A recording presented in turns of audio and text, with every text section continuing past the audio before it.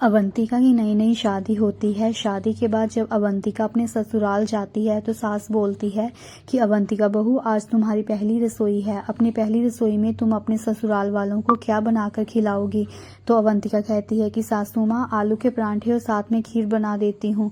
तो सास कहती है कि ठीक है बहू, बना दे। अवंतिका की जेठानी, जिसका नाम शालू, उसे पता चल जाता है कि अवंतिका अब रसोई में जा रही है। क्यों ना आज इसका पहला दिन ही खराब कर दूं। अवंतिका के पीछे पीछे शालू भी रसोई में चली जाती है। अवंतिका आलू उबालने के लिए कुकर में पानी डालती है और फिर आलू कुकर में डाल देती है। कुकर गैस पर चढ़ा देती है और रसोई से बाहर आ जाती है। शालू देखती है कि अवंतिका गैस पर कुकर रख गई है। वे जाकर कुकर को नीचे फेंक देती है। रसोई में कुकर के घिरने से अवंतिका भागती हुई रसोई में आती है और देखती है कि जेठानी जी रसोई में हैं और कुकर नीचे जमीन पर घिरा पड़ा है। वे जेठानी को बोलती है कि दीदी, कुकर नीचे कैसे घिर गया? तो शालू कहती है कि मैंने घिराया है नीचे, कोई बात है क्या? तो अवंतिका कहती है कि आपने क्यों घिराया? तो शालू कहती है कि मेरी मर्जी। अवंतिका कहती है कि दीदी, ये कैसी बदतमीजी हुई? शालू कहती है कि मुझे भी खाना बनाना है, मैं ये तुम्हारे बनाए हुए आलू परांठे नहीं खाऊंगी। तो अवंतिका कहती है कि दीदी, आप मुझे बताइए ना कि आपको क्या खाना है, मैं वो बना देती हूँ। तो शालू कहती है कि मुझे नहीं खाना तुम्हारे हाथ का खाना। सास कहती है कि शालू बहू, तुम्हें दिखाई नहीं दे रहा क्या कि अवंतिका बहू की पहली रसोई है और तुम आ गई बीच में खलल डालने? तुम्हारा तो रोज रोज का काम बन गया है, एक दिन तो छोड़ दिया कर।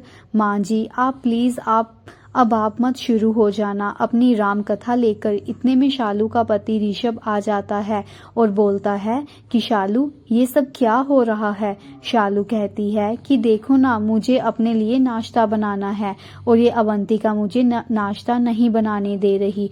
तो ऋषभ कहता है कि आज अवंतिका की पहली रसोई है और तुम सुबह सुबह ऐसी बातें कर रही हो।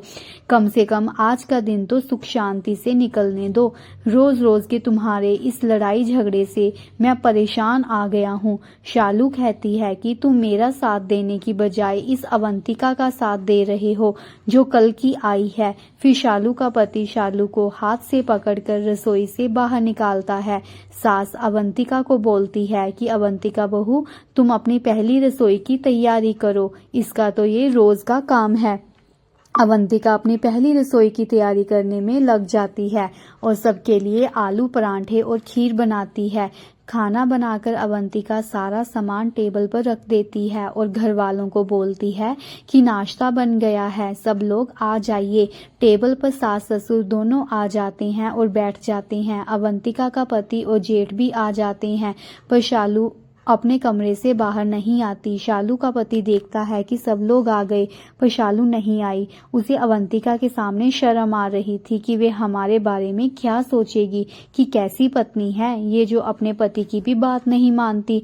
शालू का पति अपने कमरे में जाता है और शालू को बोलता है कि शालू, सारे परिवार के लोग टेबल पर आ गए हैं और सब तुम्हारी ही राह देख रहे हैं, चलो नाश्ता ठंडा हो रहा है। तो शालू कहती है कि आप जाओ और कर लो अवंतिका के हाथ का नाश्ता, मैं नहीं आऊंगी बाहर और ना ही उसके हाथ का खाना खाऊंगी। तो शालू का पति कहता है कि गुस्सा अब थूक भी दो ना शालू, वो इस घर में नई नई आई है और क्या सोचेगी हमारे बारे में। शालू कहती है कि जिसको जो सोचना है सोचने दो, पर मैं नहीं आने वाली कमरे से बाहर। जब आपने मुझे रसोई में से हाथ पकड़कर बाहर निकाला था तब नहीं आपको पता चला कि हमारी बेइज्जती हो रही है?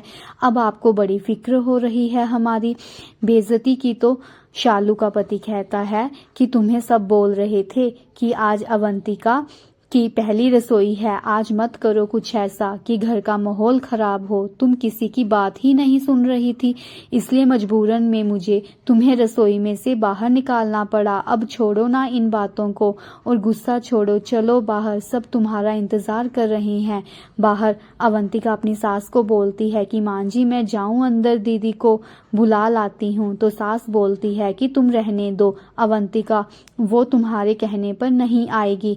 लगता है है, अब हमें ही जाना पड़ेगा।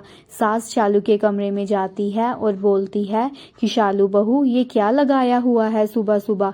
अच्छा लगता है भला? सुबह सुबह लोग भगवान का नाम लेकर नाश्ता करते हैं और तुम हो कि नाराज होकर बैठी हुई हो।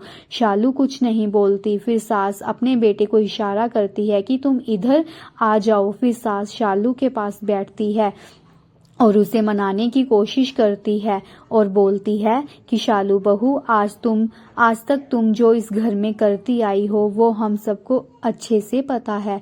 अब अवंतिका इस घर में बहू बनकर आई है, वो क्या सोचेगी अपने ससुराल के बारे में कि कैसे लोग हैं। ये देख शालू बहू, तुम इस घर की बड़ी बहू हो, तुम्हें तो समझदार होना चाहिए। अगर अवंतिका कोई गलती करे तुम्हें उसे प्यार से समझाना चाहिए, ना कि खुद ऐसे काम करने चाहिए। तुम ये सोचो कि वो मेरी देवरानी नहीं है बल्कि मेरी छोटी बहन है। इससे कभी भी तुम दोनों के बीच लड़ाई झगड़ा नहीं होगा। तुम बड़ी हो और समझदार बनो। बाहर के लोग क्या सोचेंगे हमारे बारे में कि बड़ी बहू ही ऐसी है तो छोटी कैसी होगी? तुम्हें अच्छा लगेगा क्या कि कोई बोले? शालू अपनी सास की बातें सुन रही थी और बोलती है कि मां जी, मुझसे गलती हो गई, मुझे ऐसा नहीं करना चाहिए था। अवंतिका क्या सोचेगी मेरे बारे में? मैं क्या मुंह लेकर जाऊं अब बाहर? तो सास कहती है कि वो कुछ नहीं बोलेगी, तुम्हें वो तुम्हारी इज्जत करती है और तुमसे छोटी है। चलो अब बस करो रोना धोना, आंसू पोंछो और अपना मुंह ठीक करो और जल्दी से बाहर आ जाओ। हम सब तुम्हारा इंतजार कर रहे हैं। देख, तेरे बिना हम सब ने खाना भी नहीं खाया। इससे तुम्हें पता चल ही गया होगा कि हम सब तुमसे कितना प्यार करते हैं। शालू अपनी सास के गले लगती है। सास बोलती है चलो अब बाहर। शालू कहती है कि मां जी आप चलो, मैं अभी आई। सास के बाहर चले जाने के बाद शालू अपना मुंह ठीक करती है और फिर कमरे से बाहर आती है। शालू अवंतिका से माफी मांगती है और बोलती है कि अवंतिका, मुझे माफ कर दे, मुझे तुम्हारे साथ ऐसा नहीं करना चाहिए था।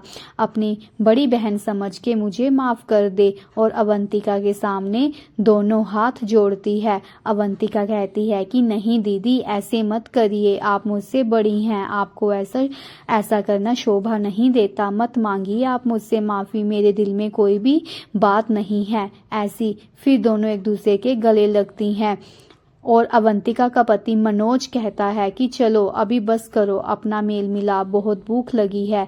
फिर दोनों हंसने लग पड़ती हैं। अवंतिका शालू को बोलती है कि बैठिए दीदी और खाना खाइए। फिर सारे बैठ जाते हैं और नाश्ता करते हैं और हंसते हंसते एक दूसरे से बातें करते हैं। तो फ्रेंड्स, अगर आपको मेरी कहानी अच्छी लगे तो प्लीज़ चैनल को लाइक, शेयर, कमेंट और ज़रूर कीजिएगा। सब्सक्राइब करना मत भूलिएगा। धन्यवाद।